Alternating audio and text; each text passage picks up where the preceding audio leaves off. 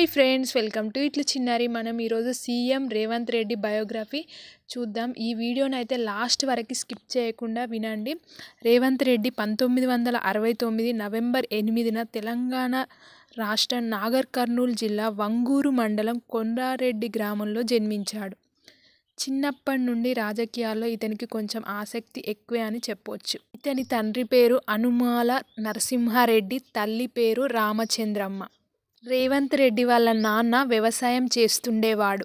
రేవంత్ రెడ్డికి మొత్తం 7 అన్నదమ్ములు, ఒక చెల్లె ఉండేది. వాళ్ళ పెద్దన్న పేరు భూపాల్ రెడ్డి, రిటైర్మెంట్ ఎస్ఐ. రెండో అన్న పేరు కృష్ణారెడ్డి, మూడో అన్న పేరు తిరుపతి రెడ్డి. ఇతని పని ఏం చేస్తుండే అంటే కొడంగల్లో కాంగ్రెస్ ఇన్ఛార్జిగా పనిచేసేవాడు.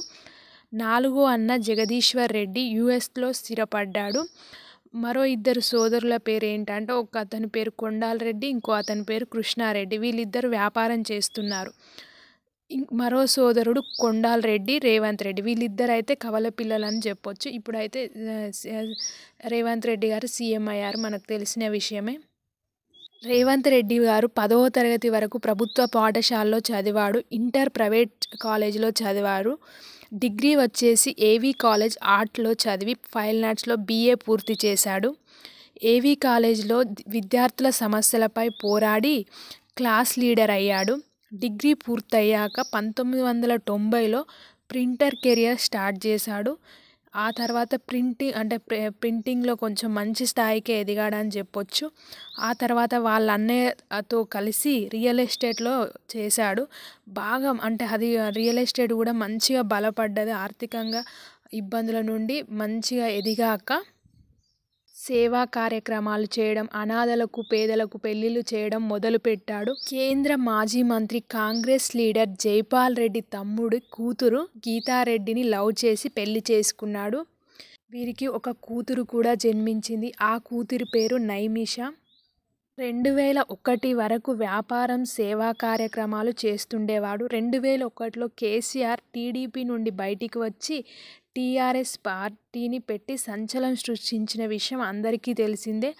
అంతకుముందు నుండే రేవంత్ రెడ్డి రాజకీయాల్లోకి వద్దామనుకున్నాడు. కానీ అతనికి ఒక కన్ఫ్యూజన్ అనేది ఏర్పడింది. ఎందుకంటే రాజకీయంలో చేరాలి అంటే మామ తరపు నుండి కాంగ్రెస్ పార్టీలో చేరుతాడని కొంతమంది అనుకున్నారు. కానీ రేవంత్ రెడ్డికి టీడీపీ అంటే చాలా ఇష్టం ఉండేదంట. కానీ ఎప్పుడైతే కేసీఆర్ టీడీపీ నుండి బయటికి వచ్చి పార్టీ పెట్టాడో తెలంగాణ విధులకు కట్టుబడి ఉంటుంది కదా ఆ పార్టీ అయితే అని దానికి సపోర్ట్ చేస్తూ 2003 కేసీఆర్ సమక్షం రేవంత్ రెడ్డి టీఆర్ఎస్లో చేరాడు. కేసీఆర్ కూడా కల్వకుర్తి ఎమ్మెల్యే టికెట్ రేవంత్ రెడ్డికి ఇద్దామనుకున్నాడు. 2004లో ఎన్నికల్లో కల్వకుర్తి ఎమ్మెల్యే టికెట్ ఆశించాడు రేవంత్ రెడ్డి. కానీ ఎలక్షన్ టైంలో కేసీఆర్ ఎమ్మెల్యే టికెట్ని రేవంత్ రెడ్డికి ఇవ్వలేదు. ఆ ఎన్నికల్లో టీఆర్ఎస్ కాంగ్రెస్ కూటమిగా ఏర్పడ్డాయి. కల్వకుర్తి అసెంబ్లీ సీట్ కాంగ్రెస్ పార్టీకి చెందిన కృష్ణారెడ్డికి ఇచ్చారు. దాంతో అప్పటి వరకు నాకే ఇస్తారన్న టికెట్ కానీ రేవంత్ రెడ్డికి రాకపోయేసరికి చాలా బాధపడ్డాడు. బట్ టీఆర్ఎస్ పార్టీ నుండి అయితే బయటికి రాలేదు. ఎప్పటికైనా అవకాశం వస్తుంది అని ఎదురు చూశాడు రేవంత్ రెడ్డి. సరిగ్గా 2 ఏళ్ల తర్వాత 2006లో జెడ్పీటీసీ ఎన్నికలు వచ్చాయి. మహబూబ్ నగర్ జిల్లా నుండి తనకే సీటు వస్తుందని అనుకున్నాడు. కానీ అది కూడా రాలేదు. దాంతో రేవంత్ రెడ్డికి తీవ్ర బాధకైతే గురయ్యాడనే చెప్పొచ్చు. వెంటనే టీఆర్ఎస్ పార్టీ నుండి బయటికి వచ్చి మిర్జిల్ మండలం తరపున జెడ్పీటీసీగా స్వతంత్ర అభ్యర్థిగా నిలబడి విజయం సాధించాడు రేవంత్ రెడ్డి. ఆ తర్వాత 2007లో జరిగిన మహబూబ్ నగర్ స్థానిక ఎన్నికల్లో స్వతంత్ర సాహస మండల అభ్యర్థిగా పోటీ చేసి గెలిచాడు. ఈ విషయం గురించి అప్పట్లో చాలా వార్తలు అయితే వచ్చాయి. ఇలా గెలిచాడు అనడంతో అటు టీఆర్ఎస్ పార్టీ కానీ, ఇటు టీడీపీ పార్టీ కానీ, ఇటు కాంగ్రెస్ పార్టీలు కానీ రేవంత్ రెడ్డిని నెక్స్ట్ ఎలక్షన్లో ఖచ్చితంగా నీకే సీట్ ఇప్పిస్తాము, మా పార్టీలోకి రా అంటే మా పార్టీకి రా అని చాలామంది పిలిచారు. ఇప్పటికే టీఆర్ఎస్ పార్టీకి వెళ్ళకూడదని రేవంత్ రెడ్డి అయితే నిర్ణయించుకున్నాడు. ఎందుకంటే 2 సార్లు నాకు సీట్ ఇవ్వలేదని అనుకొని రేవంత్ రెడ్డి అయితే కార్యకర్తలతో చర్చించాడు ఎటు వెళ్తే బాగుంటుందని. నెక్స్ట్ ఎలక్షన్లో 2009లో జరిగిన ఎలక్షన్స్లో కాంగ్రెస్ పార్టీ గెలవదని, టీడీపీయే గెలుస్తుందని చాలామంది నాయకులు విశ్లేషించారు. దానికి తోడు కాంగ్రెస్ కంటే తెలుగుదేశం అంటే రేవంత్ రెడ్డికి చాలా ఇష్టం. సో అందుకని రేవంత్ రెడ్డి అయితే ఏం చేశాడు అంటే టీడీపీలో జాయిన్ అయ్యాడు. అక్కడ చంద్రబాబు నాయుడు దగ్గరికి వెళ్ళి ఎమ్మెల్సీ సర్టిఫికేట్ పట్టుకొని తెలుగుదేశం పార్టీలో చేరాడనే చెప్పొచ్చు. వైఎస్ఆర్ హయాంలో జరిగిన అవినీతికి సంబంధించిన ఆధారాలను సంపాదించి అక్రమంగా చేసే వాళ్ళను బెదిరించడం, అప్పటి నుండి ప్రతిపక్షంపై విరుచుకుపడడం మొదలుపెట్టాడు రేవంత్ రెడ్డి. 2009 ఎన్నికల్లో చంద్రబాబు ముందే చెప్పినట్లు రేవంత్ రెడ్డి కోసం కొడంగల్ నియోజకవర్గం టికెట్ ఇచ్చాడు. ఆ ఎన్నికల్లో కాంగ్రెస్ అభ్యర్థి రావులపల్లి గురునాథ్ రెడ్డిపై 7,000 ఓట్ల మెజారిటీతో గెలిచాడు రేవంత్ రెడ్డి.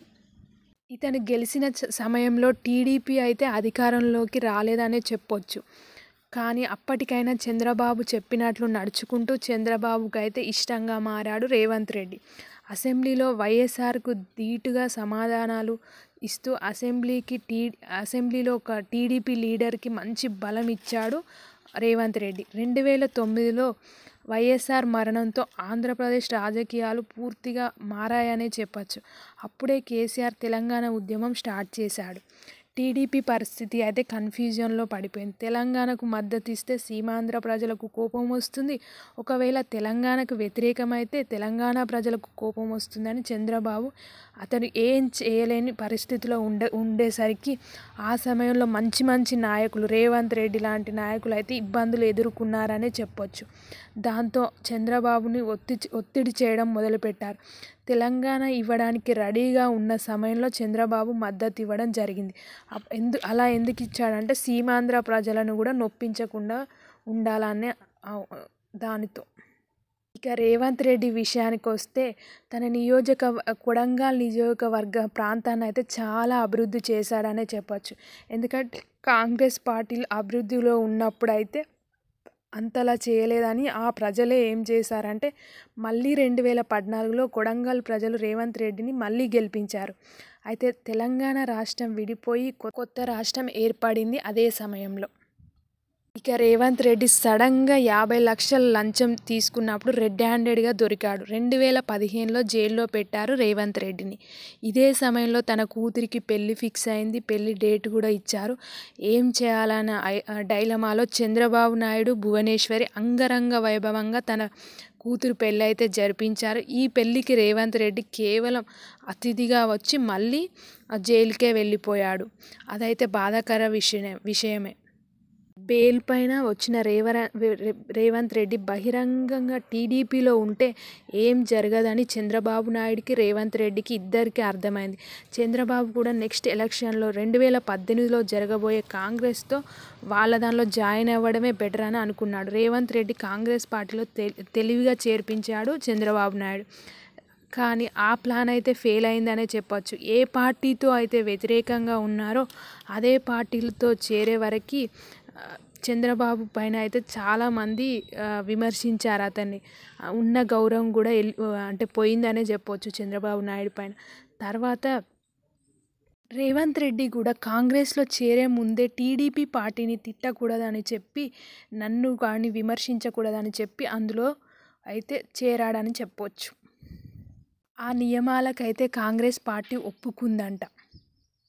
2019లో జరిగిన లోక్సభ ఎన్నికల్లో మల్కాజగిరి లోక్సభ ఎన్నికల్లో పోటీ చేసి మర్రి రాజశేఖర్ రెడ్డిపై 10,000 ఓట్ల మెజారిటీతో రేవంత్ రెడ్డి అయితే గెలిచాడు. మళ్ళీ రేవంత్ రెడ్డి గారు 2021 జూన్ 26న తెలంగాణ PCC అధ్యక్షుడిగా నియమితుడయ్యాడు.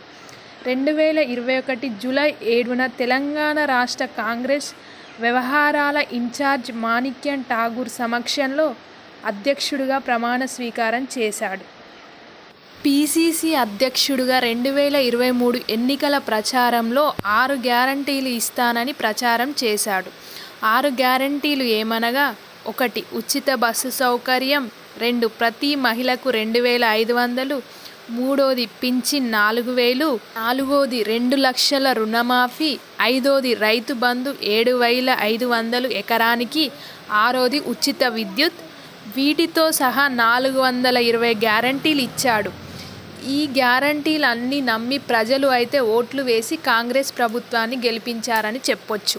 కాంగ్రెస్ ప్రభుత్వానికి 119 నియోజకవర్గంలో 64 అసెంబ్లీ స్థానాల్లో పార్టీ అభ్యర్థులు గెలిచారు. రేవంత్ రెడ్డి 2023 కొడంగల్ కామారెడ్డి నియోజకవర్గం నుంచి పోటీ చేసి కామారెడ్డిలో అయితే ఓడిపోయాడు. అక్కడ కేసీఆర్ కూడా ఓడిపోయాడు. కొడంగల్ నియోజకవర్గం నుండి ఎమ్మెల్యేగా గెలిచాడు. ఈ కొడంగల్ నియోజకవర్గమే రేవంత్ రెడ్డిని కాపాడిందని చెప్పొచ్చు. రేవంత్ రెడ్డి పీసీసీకి చేసిన స్వయం కృషి వల్ల కాంగ్రెస్ శాసనసభాపక్షం రేవంత్ రెడ్డిని సీఎల్పీ నేతగా, రాష్ట్ర ముఖ్యమంత్రిగా ఏకీగ్రవంగా ఎన్నుకున్నారు. 2023 డిసెంబర్ 7న రేవంత్ రెడ్డి తెలంగాణ రాష్ట్ర రెండో ముఖ్యమంత్రిగా ప్రమాణ స్వీకారం చేశారు.